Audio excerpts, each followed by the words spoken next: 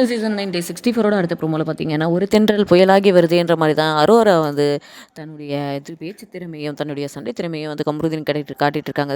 துஷார் துஷார் துஷார் எத்தனை வாட்டி சொல்வீங்க, நான் விளையாடுறேன் விளையாடல, அது என்னோட இஷ்டம், நீங்கள் ஏன் வந்து துஷார் துஷார்னு திரும்ப திரும்ப சொல்லிட்டு இருக்கீங்க, உங்களுக்கு என் கூட பிரச்சனைனா என் கூட மட்டும் மோதுங்க, எனக்கு என் பின்னாடி அரோரா அரோரா அரோரான்னு சுற்றிட்டு இருக்கும்போது தெரியலையா துஷார் வந்து என்னால் தான் வெளில போனான் அப்படின்னு சொல்லிட்டு சும்மா ஏன் நீங்கள் அதையே வந்து பேசிகிட்டு இருக்கீங்க அப்படின்னு சொல்லி அரோரா வந்து கமருதீன் கிட்ட கேட்குறாங்க.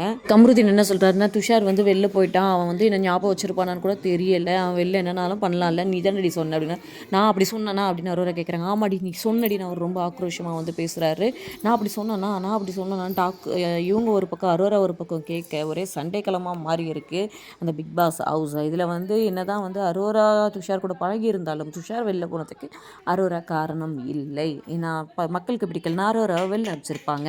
அடுத்து அரோராவோட மூவ் எப்படி இருக்குன்னு தெரிஞ்சுக்கணும்னா சப்ஸ்கிரைப் பண்ணுங்க.